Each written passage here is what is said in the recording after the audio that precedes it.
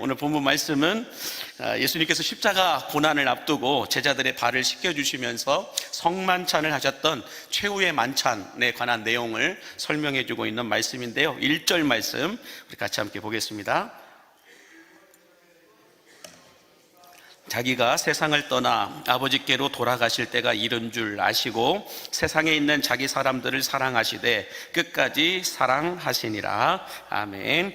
자, 여기 말씀에 보면 예수님께서 세상을 떠나 아버지께로 돌아가실 때가 이른 줄을 아시고 라고 말씀하고 있는데, 예수님은 죽음을 여행이다 라고 하는 의미로 표현을 하고 비유를 하고 계신 걸 볼 수가 있는데, 우리가 잘 알고 있듯이 돌아갈 목적지가 있는 사람들은 삶이 여행이 됩니다. 근데 돌아갈 목적지가 없는 사람들은 삶이 방랑자가 된다라고 말씀들을 하시는데요, 그러므로 예수 믿고 구원받은 우리들은 천국이라고 하는 돌아갈 목적지가 있는 사람들이기 때문에 이 땅에서의 시간은 행복한 여행자입니까? 방랑자입니까?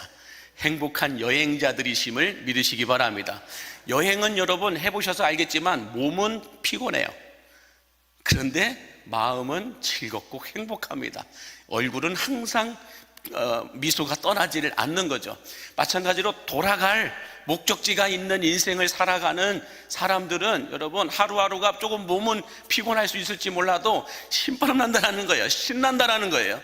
마찬가지로 신앙생활하는 우리들도 돌아갈 목적지가 있는, 천국으로 돌아갈 목적지가 있는 분들은 신앙생활하면서 교회에서 섬기고 나누고 베풀면서 몸은 좀 피곤해도 마음은 신나는 거예요. 마음은 행복하고 즐거운 거예요. 저는 그래서 우리 광림의 모든 성도들은 신앙생활하는 게 즐겁고 행복할 수 있는 이유가 있는 분들이심을 믿으시기 바랍니다. 왜요? 구원받고 천국 갈 분명한 목적지가 있기 때문에, 분명한 내 집이 있기 때문에. 그렇기 때문에 오늘도 하루길, 내일도 하루길 즐거움으로 여행자가 되어서 걷다 보면 언젠간 집에 돌아갈 일이 있을 줄로 믿습니다. 내 본향 저 천국 곧 돌아가게 될 줄로 믿습니다. 자, 계속해서 1절 말씀을 다시 한번 보여주시면 이렇게 말씀합니다. 6월절 전에 예수께서 자기가 세상을 떠나 아버지께로 돌아가실 때가 이른 줄 아시고 세상에 있는 자기 사람들을 사랑하시되 끝까지 사랑하시니라. 여기 보니까 끝까지 사랑하셨다라고 하는 말씀은 가장 거룩하고 정결한 책임 있는 사랑을 보여주셨다라고 말씀하고 있는 겁니다. 책임 있는, 근데 어떤 책임이요? 가장 거룩하고 정결한 책임 있는 사랑을 보여주셨다라고 말씀하고 있는 건데, 자, 그런데 중요한 건 여러분 이거예요. 가장 거룩하고 정결한 사랑을 표현하고 있는, 사랑을 말씀하고 있는 이 상황 속에서도 마귀는 장난질을 친다라는 것입니다. 오늘 보면 2절 말씀 같이 함께 보겠습니다. 시작. 마귀가 벌써 시몬의 아들 가룟 유다의 마음에 예수를 팔려는 생각을 넣었더라. 벌써라는 말은 예수님이 이 말씀 1절의 말씀을 하시기 전부터 이미 가룟 유다의 마음에 예수님을 팔 마음을 집어넣었다. 여러분, 그래서 마귀는요, 가장 거룩하고 영광스러운 순간에도 가장 악한 일을 하는 녀석임을 믿으시기 바랍니다. 우리가 이렇게 하나님 앞에 나와 예배하는데도, 기도하고 찬양하는 이 순간에도, 하나님을 섬기고 봉사할 때도 마귀는 악한 생각을 집어넣어서 불편하고 불결한 마음과 생각을 갖게 한다는 거예요. 그래서 하나님에게서 우리들의 시선을 다른 곳으로 돌리게 한다는 것입니다. 그럼 여러분, 우리가 예배할 때 정신 바짝 차려야 되는 거예요. 순간 놓쳤다가는 마귀가 우리의 생각 틈 사이로 들어와가지고는 하나님의 말씀에서 나의 생각을 벗어나게 해요. 하나님의 시선에서 나의 모습을 벗어나게 한다는 거예요.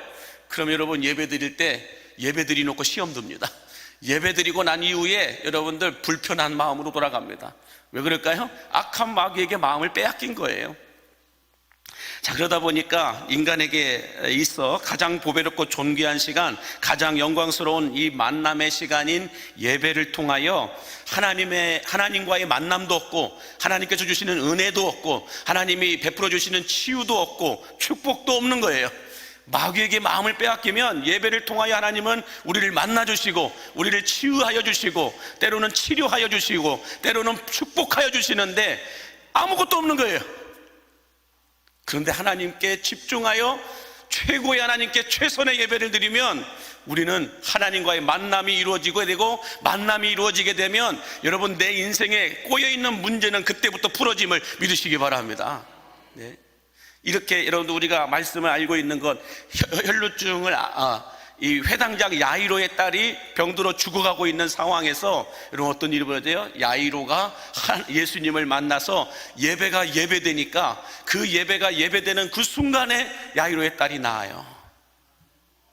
내가 여기서 하나님 앞에 참되게 예배하고 하나님과의 영적인 만남의 예배가 이루어지면 내가 생각하지 못했던 문제들, 내가 해결하지 못하는 것들이 내가 하나님을 만나 예배하는 이 순간부터 풀어지는 역사가 있다는 거예요. 우리는 그런 사람들이라는 거예요. 하나님 앞에 그렇게 예배하는 사람들이라는 거예요. 그런데 예배 시간에 와서 다른 것으로 꽉 들어차 있으면 오히려 더 시험만 꽉 들어찼다 간다는 거예요. 그건 하나님이 기뻐하시는 예배는 아니라는 거죠. 하나님은 여러분과 오늘 만나기를 원하시고 계십니다. 하나님이 기뻐하시는 것은 여러분들 안에 있는 것들이, 묶여있는 것들이 풀어지는 거예요. 고침을 받는 거예요. 회복이 되는 거예요. 그래서 여러분들의 입가에서 다시 미소가 터져나오게 하는 거예요. 그게 하나님이 기뻐하시는 거예요. 그러므로 여러분들, 오늘 우리가 이 드리는 예배가 그냥 종교적인 의식, 그냥 명분 때문에, 체면 때문에 어쩔 수 없이 와서 앉아있는 이런 자리가 되지 않기를 원합니다. 하나님은 직분자를 원하는 게 아니라 예배자를 원하세요. 장로님을 원하는 게 아니에요. 완수집사님을 원하는 게 아니고 권사님을 원하는 게 아니에요. 하나님은 예배자를 찾고 계세요. 예배자를 원하신다고요. 그래서 여러분, 우리 예배가 예배되지 않으면 어떻게 될까요? 몸이 아파서 질병 때문에 병원에 갔는데 병원 시설과 환경이 좋지 않다고 해서 그냥 나와버려요. 그럼 그 사람은 계속 아파요. 뿐만 아니라 배가 고파서 식당에 갔는데 식당 주인이 못생겼다고 해가지고 그 식당에서 밥을 안 먹고 그냥 나온다? 그 사람은 계속 배고파요. 뿐만 아니라 1,000만 원짜리 선물을 받을 수 있는 티켓을 받았어요. 그 티켓을 가지고 그 1,000만 원짜리나 되는 선물을 받으러 갔는데 줄이 많이 서 있네. 아이고, 나 줄 서 있는 거 기다리는 거 싫어. 그래서 그냥 돌아와요. 그럼 그 사람은 평생 그 1,000만 원짜리 선물을 받을 수가 없어요. 마찬가지로 여러분, 우리가 예배드리러 올 때, 교회 나와 하나님 앞에 예배할 때 집중해야 되는 건 딱 하나예요. 하나님께만 집중하는 거예요. 시설이 어떠냐, 홀이가 어떠냐, 환경이 어떠냐, 덥냐, 춥냐, 사람이 누가 왔냐, 불편한 사람이 있냐, 이런 것 따졌다가는 아무것도 받지 못하고 돌아가는 거예요. 아무것도 치유되지 않고 받을 은혜도 받을 축복도 없이 그냥 가는 거예요. 저는 여러분들이 예배할 때마다 목사에게 집중하지 마세요. 목사의 설교에도 집중하지 마세요. 주변에 있는 다른 사람들도 집중하지 마세요. 왜 저 사람은 저렇게 오버하면서 찬양을 하는 거야? 왜 이렇게 저 사람은 저렇게 저렇게 예배를 하고 있는 거야? 이런 거에 집중하지 마세요. 그분들은 예배를 통하여, 그날의 예배를 통하여 아무것도 받지도 못하고 누리지도 못하고 그냥 엉키고 꼬인 대로 그냥 돌아갈 거예요. 그러나 어떤 상황이든 어떤 환경이든 상관없이 우리는 하나님께만 집중하는 예배를 드릴 때 기적은 내 것이 됨을 믿으시기 바랍니다. 하나님의 은혜와 축복도 내게 부어진다라는 거예요. 자, 이처럼 여러분, 마귀에게 마음을 빼앗겨서 가장 영광스러운 이 예배의 자리에서 불결한 마음을 가지고 있었던 가룟 유다를 향하여 예수님은 계속해서 안타까운 사인을 보내십니다. 네가 해야 될 일을 속히 행하라. 유다야, 너는 차라리 태어나지 않았으면 내게 좋을 뻔했다. 안타까운 사인들을 계속 보내시는데 가룟 유다가 여러분들 눈치를 챘습니까? 못 챘습니까? 못 챘어요. 예수님의 그런 안타까운 사인에도 못 알아듣는 거예요. 못 깨닫는 것입니다. 바라기는 여러분, 가장 영광스러운 자리에서 가장 불편한 행동을 했던 가룟 유다처럼 가장 불행한 신앙생활이 아니라 가장 행복한 신앙생활이 되실 수 있기를 바랍니다. 문제의 원인인 트러블 메이커가 아니라 축복의 원인이 되는 어떤 피스메이커, 페이스메이커가 될 수 있기를 간절히 바라고, 부흥이 멈춰 있는 교회가 아니라 부흥이 새롭게 시작되어지는 광림교회가 될 수 있도록 여러분 기도를 통하여 하나님께 바짝 달라붙어 있게 되기를 바랍니다. 말씀을 통하여서 성령께서 이끄시는 삶을 살아냄으로 말미암아 사단이 장난질치는 그 유혹에 넘어지지 않고 승리하는 여러분들이 되시기를 간절히 바랍니다. 자, 계속해서 3절과 5절에 있는 말씀 같이 보시면 이렇게 말씀합니다. 저녁 먹는 중 예수는 아버지께서 모든 것을 자기 손에 맡기신 것과 또 자기가 하나님께로부터 오셨다가 하나님께로 돌아가실 것을 아시고 저녁 잡수시던 자리에서 일어나 겉옷을 벗고 수건을 가져다가 허리에 두르시고 이에 대야에 물을 떠서 제자들의 발을 씻으시고 그 두르신 수건으로 닦기를 시작하셨다라고 말씀하고 있는데, 자, 예수님께서 제자들과 저녁 식사를 하는 중, 이 저녁 식사가 뭐예요? 최후의 만찬이었어요. 십자가를 지시기 전 최후의 만찬의 때를 지금 말씀하고 있는데, 저녁 식사를 하시다가 예수님이 일어나셔서 저 겉옷을 벗고 수건을 가져다가 허리에 두르시고 대야에 물을 떠가지고 제자들의 발을 씻겨주시고 닦아주셨다라고 말씀하고 있는데, 자, 그러면 왜 예수님께서 식사를 하시다 마시고 이런 모습을 보여주셨을까? 왜 제자들의 발을 씻기시는 세족식의 모습을 보여주셨을까? 그 이유는 제자들의 마음에 보이지 않는 자리 싸움이 있었기 때문이다라고 말씀합니다. 여러분, 본질을 모르면 사람들은 비본질적인 거에 예민해지기 시작합니다. 본질을 모르면 비본질적인 거에 예민해지기 시작하는 게 사람들인데, 다시 말해서 예수님께서는 지금 최후의 만찬을 통하여서 본질적인 십자가 사건을 이야기하시고 내가 이제 아버지께로 다시 돌아가게 될 거다, 이것을 말씀하시려고 하는데, 제자들은 최후의 만찬을 준비하고 있는 가운데 누가 주도권을 잡을 것이냐, 누가 더 좋은 자리에 예수님 옆자리에 앉을 것이냐, 이런 걸 가지고 예민해져 있었다라는 거예요. 자, 그러나 예수님께서는 이런 제자들에게 직접 발을 씻겨주는 최고의 섬김을 보여주시면서 내가 떠나고 난 뒤에 너희들이 해야 될 것이 이런 것이다 라고 하는 것을 직접 보여주셨다라고 말씀하고 있습니다. 그러면서 최후의 성만찬을 통하여 생명의 떡이신 예수님의 몸과 구원의 잔인 피를 통하여서 너희들이 기념해야 되고 너희들이 계속해서 이어가야 될 본질, 기독교의 본질은 이거이다 라는 것을 가르쳐주고 계시는데요. 자, 그런데 중요한 것은 오늘의 주인공 가룟 유다입니다. 가룟 유다는 예수님께서 직접 발을 씻겨주시면서까지 회개할 수 있는 기회를 주셨음에도 불구하고 예수님께서 생명의 떡이다라고 주시는 그 떡 조각을 받고 가룟 유다는 그 자리를 박차고 나가버립니다. 자, 오늘 본문 읽지는 않았지만 요한복음 13장 28절을 보시면 이렇게 말씀해요. 28절 시작. 조각을 받은 후 곧 사탄이 그 속에 들어간지라. 이에 예수께서 유다에게 이르시되 내가 하는 일을 속히 하라 하시니. 자, 내가 하고자 하는 일을 속히 하라, 이것을 여러분 예수님이 편안한 마음으로 하셨을까요? 조각을 받은 후, 예수님에게 그 떡 조각을 받은 후 사탄이 그 속에, 가룟 유다의 마음속에 들어가고 나니까, 다시 한번 띄워주시겠어요? 뭐라고 말씀하나요? 들어가고 나니까 그 전에 있는 말씀, 이에 예수께서 유다에게 이르시되 내가 하는 일을 속히 하라. 내가 하는 일을 속히 하라. 이 말씀이 예수님이 편안한 마음으로 곱상하게 유다야 내가 하는 일을 속히 하거라, 이렇게 말씀하셨을까요? 찢어지는 마음으로 예수님이 안타까운 마음으로 유다를 향하여 말씀하고 있는 거예요. 내가 어떻게 표현할 수가 없어요. 유다야, 내가 하는 일을 속히 하라. 이 말씀은 예수님의 찢어지는 마음을 표현하고 있는 거예요. 그러면서 27절 여러분 보시면 뭐라고 말씀하나요? 27절 말씀 한번 보여주실까요? 시작. 조각을 받은 후 곧 사탄이 그 속에 들어간지라. 자, 여러분 보세요. 떡 조각을 받은 후 사탄이 가룟 유다의 마음속에 들어갔다라고 말씀하는데, 이 말은 사탄이 유다의 마음속에 들어갔다라는 말은 단순히 유혹을 받았다, 어떤 미혹되었다, 이런 뜻이 아니에요. 사탄이 가룟 유다의 마음속에 들어갔다라는 것은 사탄의 지배 아래에 있다, 이 말씀하고 있는 거예요. 사탄의 꼭두가시가 되었다. 이제는 사탄이 가룟 유다의 생각부터 마음과 몸 모든 걸 다 지배했다라는 거예요.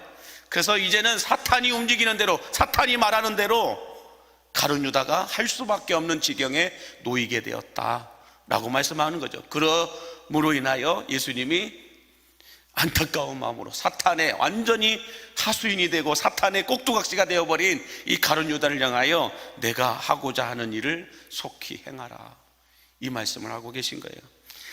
자, 이렇게 사탄의 지배 아래 가룟 유다가 놓이게 되자 가룟 유다가 어떻게 행동합니까? 30절 말씀 같이 한번 보여줄까요? 시작. 유다가 그 조각을 받고 곧 나가니 밤이러라. 참, 여러분, 이거 참 의미 있는 말씀이에요. 가룟 유다는 예수님께서 다른 제자들에게 예수님을 팔아 넘길 사람으로 떡 조각을 주시면서 자신을 지목하자 어떻게 다른 제자들 앞에서 저를 이렇게 모함할 수가 있습니까? 어떻게 저를 이렇게 면박을 줄 수 있습니까? 그래도 다른 제자보다는 내가 좀 똑똑하고 내가 좀 괜찮아서 재정까지 맡아서 일을 하고 있는 사람인데 어떻게 나를 다른 제자들 앞에서 이렇게 모함을 할 수 있고, 내가 어떻게 이렇게 억울하게, 주님이 어떻게 하십니까? 다른 제자들은 모를 텐데 내가 예수님을 팔 건지 안 팔 건지 저 제자들은 모르는데 예수님도 뭘 증거로 나에게 이렇게 면박을 주시는 겁니까? 나를 이렇게 모함하는 겁니까? 이 마음으로 얘기하고 있는 거예요. 그래서 상당한 불편함과 불쾌감으로 예수님이 주시는 떡 조각을 받아들고는 나가버렸다는 거예요. 예수님과의 마지막 만남의 자리인데, 마지막 만찬의 자리인데 박차고 나가버립니다. 자, 그러면서 중요한 게 30절 말씀 다시 한번 띄워주실까요? 이렇게 말씀해요. 조각을 받고 유다가 나가니 밤이러라 라고 말해요. 이 밤이라고 하는 단어를 제가 헬라어로 찾아보니까 이 저녁 밤을 이야기하는 게 아니더라고요. 저녁 밤을 이야기하고 있는 게 아니라 보이지 않는 밤을 이야기하고 있는 거예요.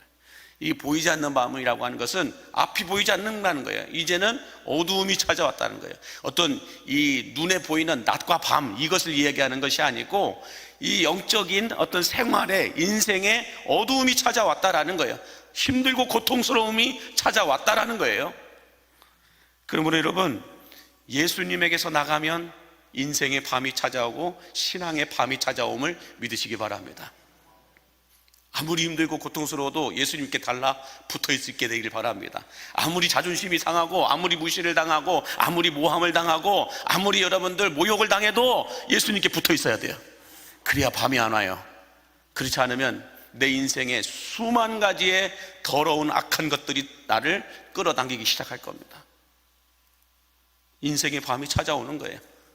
신앙의 밤이 찾아오는 겁니다. 자, 그러면 여러분, 우리로 하여금 가룟 유다처럼 인생의 밤과 신앙의 밤이 찾아오지 않도록 예수님 안에서 나가지 않고 예수님께 붙어있는 신앙생활을 우리가 하기 위해서는 어떻게 해야 될까? 가룟 유다에게 밤이 찾아오니까 가룟 유다가 어떤 행동을 해요? 나가서 자살해요. 예수님의 제자 12명의 제자, 예수님을 따르던 수많은 사람들, 예수님의 제자가 되겠다고 수많은 사람들이 찾아왔지만 단 12명만 뽑힌 그 제자 가룟 유다에게 밤이 찾아오니까 어떻게 해요? 그 은 30 집어 던져버리고 나중에는 극단적으로 자살까지 갑니다. 그게 밤이에요, 여러분. 모든 것이 끝나는 거예요. 이번에도 모 국회의원이 목숨을 끊죠. 또 연예인들이 목숨을 끊죠. 왜 그럴까요? 인생의 밤이 찾아와서 그래요. 신앙의 밤이 찾아오니까 그런 거예요. 그들이 만약에 예수님께 붙어 있었다고 한다면 그런 일이 있을까요? 예수님께 붙어 있는 베드로 같은 사람은 아무리 욕을 먹어도 아무리 무시를 당해도 예수님께 사탄아 물러가라 이렇게 사탄의 취급을 당해도 예수님께 붙어 있으니까 베드로는 다시 깨달아요. 다시 닭 울음소리를 듣고 내가 있을 곳은 여기가 아니지, 예수님께 다시 가는 거예요. 그래서 예수님이 바닷가에서 베드로에게 오라고 하니까 뛰어나가잖아요. 이 대단한 거예요, 여러분. 저는 여러분들이 똑똑한 가룟 유다가 되지 마시고 베드로가 될 수 있게 되기를 바랍니다. 베드로처럼 조금은 뭐랄까요, 남들이 보기에 똑똑하다는 소리를 못 들어도 베드로가 나아요. 가룟 유다보다는 베드로가 나은 거예요. 그래서 여러분, 베드로는 끝까지 예수님께 붙어 있었더니 수제자가 돼요. 오랜 시간 지금까지 우리에게 기억돼요. 그러므로 여러분, 우리 강림교 성도들은 베드로가 되기 위해서 약간 좀 나사가 풀어져야 됩니다. 자, 한번 옆에 분에게 나사가 좀 풀어졌다라는 의미로 이렇게 한번 해주세요. 한 번만 이렇게 웃어주세요. 나 좀 약간 나사가 풀어졌다. 그냥 밝은 미소로 시작. 웃어주는 거예요. 누가 나를 향하여서 10원짜리 80원짜리 90원짜리 80원짜리 90원짜리 아이씨 8 막 이렇게 얘기해도 뭐라고 얘기해야 돼? 그 사람이 끝까지 예수님께 붙어있는 사람이에요. 감히 나를, 이것은 바로 떨어나가는 거예요. 자, 이렇게 우리가 그러면 베드로처럼 끝까지 예수님께 붙어있기 위해서 예수님을 어떻게 하라고 말씀하시는지 요한복음 13장 34절 35절 이렇게 말씀합니다. 시작. 새 계명을 너희에게 주노니 서로 사랑하라. 내가 너희를 사랑한 것 같이 너희도 서로 사랑하라. 너희가 서로 사랑하면 이로써 모든 사람이 너희가 내 제자인 줄 알리라 그래요. 자, 여기서 내 제자인 줄 알리라, 이 참 말씀이 중요한 의미인데, 너희가 내 제자, 너희가 서로 사랑하면 내 제자인 줄 알리라라는 말은 어떤 의미를 갖고 있냐면, 나와 함께 있는 사람이다, 내 제자인 줄 알리라라는 뜻은 나와 함께 있는 사람이다, 내 안에 있는 사람이다, 내게 붙어 있는 사람이다, 예수님의 사람이다, 이 말을 하고 있는 거예요. 그러므로 예수님께서 가룟 유다에게 주신 떡 한 조각은 여러분 신학적으로는 어떤 의미냐면 십자가를 지시기 위해 찢기고 상한 예수님의 몸을 의미하는 거죠. 떡 한 조각은. 그러나 목회적 관점에서 여러분들 이 떡 한 조각은 무엇이냐? 가룟 유다를 위해 모든 것을 다 내어주신 예수님의 사랑을 말하고 있는 거예요. 떡 한 조각은 가룟 유다야, 지금 네가 나를 팔려고 하는 것, 그 모든 죄까지 내가 다 담당할 거다. 그러니 이 떡 조각을 먹으라는 거예요. 근데 안 먹고 갖고 나가버리는 거예요. 예수님께서 가룟 유다에게 주신 떡 한 조각은, 가룟 유다야, 네가 지금까지 잘못했던 모든 것들 내가 다 알고 있어. 그리고 네가 앞으로 나를 팔아서 넘길 거라는 것, 제사장들이 올 거라는 거 다 알고 있어. 하지만 그 모든 죄를 내가 알고 있음에도 불구하고 나는 너를 사랑할 거야, 나는 너를 용서할 거야. 그러니 가룟 유다야, 이 떡 먹어, 이 얘기하고 있는 거예요. 근데 안 먹어요. 안 먹고 받아 나가버립니다. 그리고는 어떻게 해요? 군병들 데리고 오죠. 나가서 군병들 데리고 오고, 그 다음날 새벽 예수님이 붙잡힙니다. 오늘날 예수님이 우리에게 주시는 이 떡 한 조각도 마찬가지예요. 우리가 이번 주에 성찬식을 하게 될 텐데, 이 성찬식을 하는 의미도 바로 그거라는 거예요.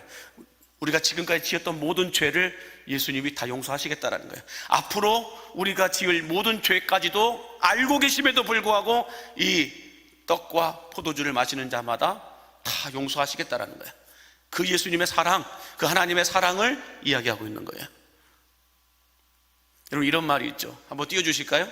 사랑하면 방법을 찾고, 사랑하지 않으면 핑계거리를 찾는다라는 거예요. 사랑하면 여러분 어떻게든 방법을 찾아내요. 그런데 사랑하지 않으면 어떻게든 핑계거리만 찾아내요. 여러분, 자녀가 배고파서 울고 있고 영양실조로 죽어가고 있는데, 진짜 자녀를 사랑하는 부모라면 어떻게 할까요? 자존심도 부끄러움도 다 내려놓고 동냥을 해서라도, 무슨 수를 써서라도, 내 장기를 팔아서라도 먹을 것 만들어서 자녀들이 갖다 먹이는 게 부모 아니에요? 그게 진짜 사랑하는 부모의 마음 아니에요? 근데 진짜 사랑하지 않으면 어떻게 얘기할까요? 요즘 다 먹고 살기 힘들어, 너만 배고픈 거 아니야, 나도 배고파, 이런 말을 하겠죠. 부모가 자녀에게 그렇게 말하는 것, 그게 진짜 사랑하는 모습일까요? 아니라는 거예요. 진짜 사랑하면 핑계거리를 찾는 게 아니라 어떻게 하면 채워줄까, 어떻게 하면 먹일까, 어떻게 하면 해줄까, 방법을 찾는 거예요. 사랑하면 방법이 보여요. 사랑하지 않으면 방법이 안 보여요. 핑계거리밖에 안 보인다는 거죠.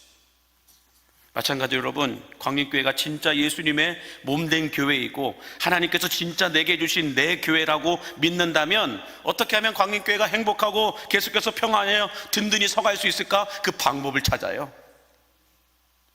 저 사람 때문에 안 돼요, 저 사람 때문에 안 돼요, 이것 때문에 안 돼요, 저것 때문에 안 돼요, 이런 핑계가 아니고요. 어떻게 하면 우리 교회가 더 행복할 수 있을까? 어떻게 하면 계속해서 평안하게 든든히 서가면서 부흥할 수 있을까? 이 방법을 찾는 거예요. 진짜 이 교회를 사랑한다면, 진짜 강림교회가 하나님께서 내게 주신 내 교회라고 한다면 방법을 찾는 거예요. 하나님이 기뻐하시는 일은 뭐가 있을까? 그 방법을 찾는 거예요. 어떻게 하면 성도들이 행복할 수 있을까? 그 방법을 찾는 거예요. 어떻게 하면 내 목장의 목원 식구들이 행복할 수 있을까? 그 방법을 찾는 게 목자예요. 사랑하지 않는다면 저 사람은 좀 빼주세요. 우리 목장에서 저 사람들은 좀 없어졌으면 좋겠어요. 이건 핑계예요, 여러분. 사랑하면 그 사람들도 품을 수 있는 방법을 찾아요. 그게 예수님이 보여주신 사랑이라는 거죠. 자, 그래서 하나님은 말씀만 하지 않으셨어요. 여러분, 말로만 하는 건 핑계지 진짜 사랑이 아니에요. 진짜 사랑은 책임 있는 행동까지 나아가요. 하나님은 창조의 법칙을 깨시고 예수님을 이 땅에 보내셨어요. 여러분, 예수님이 이 땅에 오신 건 창조적 질서, 창조적 법칙에 위반되는 거예요. 어떻게 신이신 하나님이, 예수님이 인간의 시간 속으로 들어와요? 있을 수 없는 일이에요. 그것도 인간의 몸으로. 창조의 법칙을 깨신 거예요. 창조의 법칙을 깨시고 예수님을 이 땅에 보내십니다. 예수님은 어떻게 하셨어요? 말로만 우리를 사랑한다고 말씀하시지 않고 진짜 모진 고초를 다 당하시면서까지 십자가에서 죽으시는 방법을 선택하셨어요. 자, 예수님께서 여러분에게 주신 떡 한 조각은 여러분 뭘까요? 다시 말해서 우리가 진짜 사랑해야 될 그 떡 한 조각은 여러분 무엇일까요? 예수님께서 주신 떡 한 조각은 어떤 분에게는 내가 다니는 교회가 될 수 있어요. 또 어떤 분에게는 내게 맡겨주신 영혼들이 될 수도 있죠. 우리가 이름을 적어내었던 그 사람들, 그래도 이 영혼, 누군가는 이 영혼의 구원을 위해서 기도해야 된다면 내가 기도하게 해 주옵소서 라고 해가지고 여러분들이 이거 적어내셨잖아요.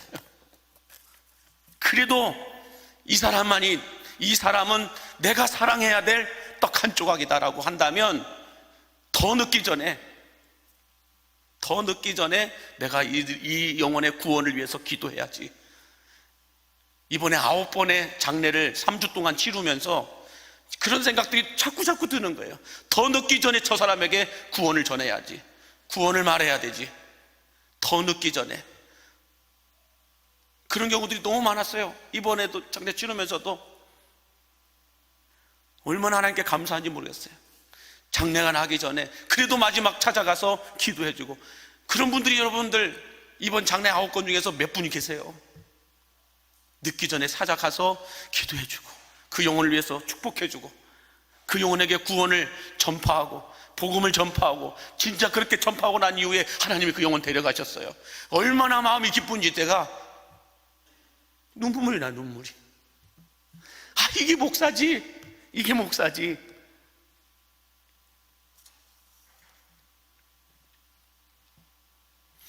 다른 사람들은 어떻게 볼지 몰라도 정말 기뻤어요. 장례식장 가서 제일 기뻤어요. 하나님, 제가 조금만 늦었어도 저 영혼 지옥 갔을 텐데 그래도 하나님 가서 구원받게 하고 복음 전하고 세례까지 주고 천국 백성 만들어준 것이 내가 얼마나 기쁜지 몰라요. 장례식장에 가서 얼마나 기뻤는지 몰라요. 그 영혼 바라보면서.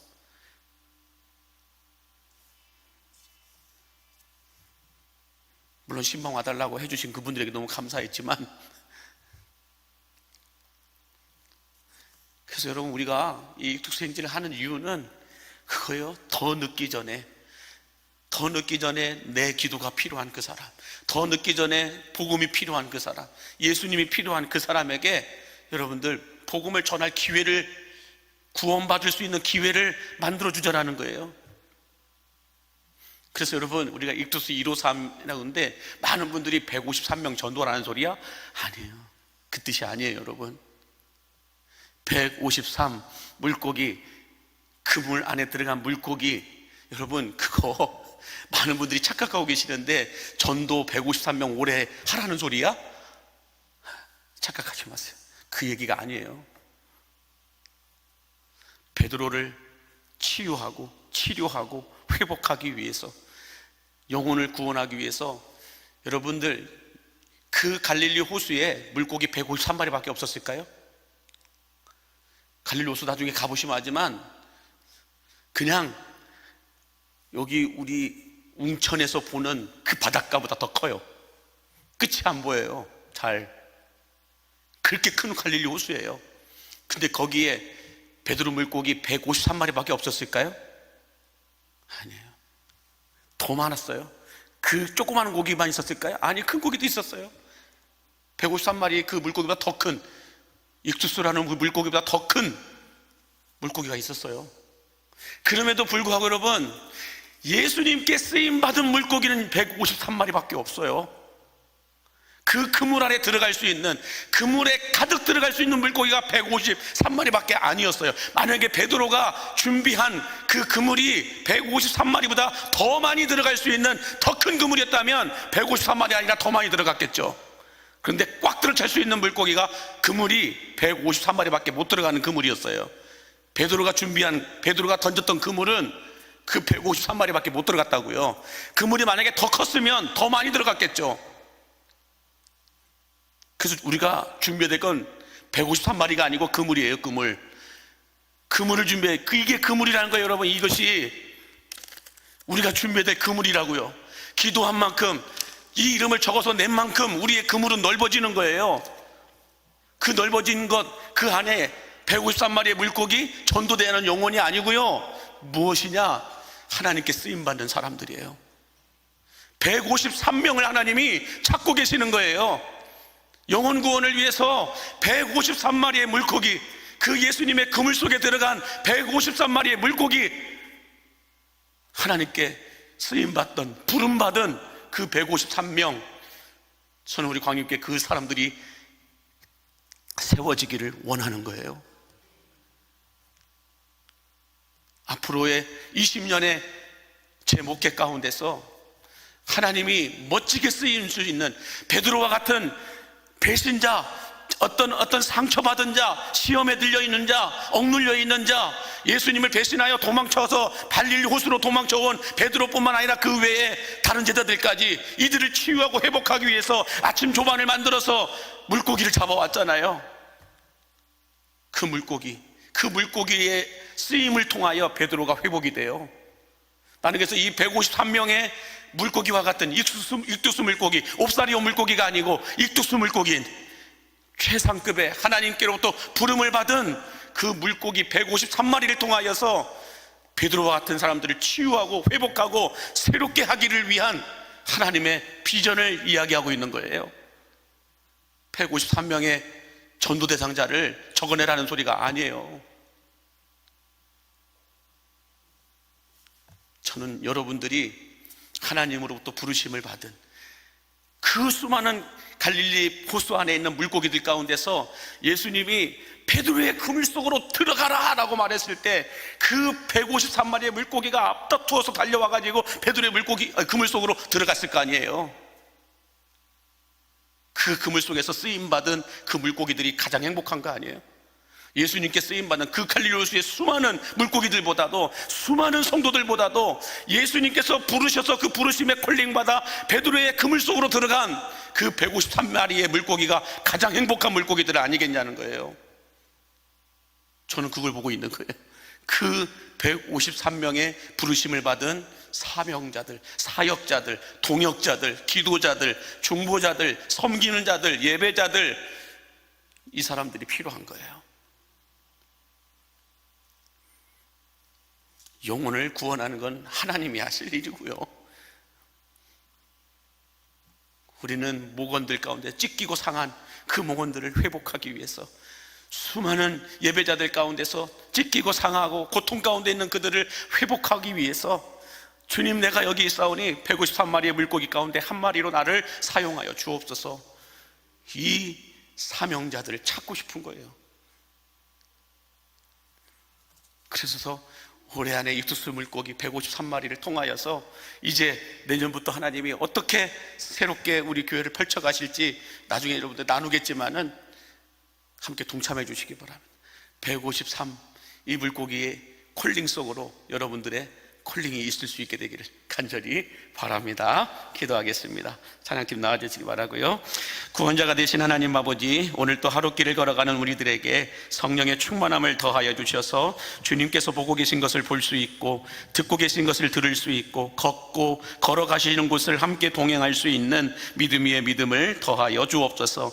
우리에게 맡기신 떡 한 조각을 받고 가룟 유다처럼 떠나는 것이 아니라 떡 한 조각을 끝까지 섬기고 사랑함으로 말미암아 예수님의 제자로서의 삶을 살아낼 수 있는 우리 광림의 가족들 되게 하여 주옵소서. 갈릴리 호수에 수많은 물고기들이 있었지만 153마리의 물고기만이 베드로의 그물 속으로 들어가서 하나님께 쓰임을 받았습니다. 하나님, 우리 교회 안에 많은 성도들이 있습니다. 이 여수시 땅에 수많은 아버지 크리스천들이 있습니다. 그들 가운데서 주님, 내가 여기 있사오니 153마리의 익투스 물고기로서 나를 사용하여 주옵소서. 이 고백을 하는 자들이 이 금요일에 나와 기도하고 간구할 수 있는 우리 성도들 되게 하여 주옵소서. 예수님의 이름으로 축복하며 기도하옵나이다. 아멘.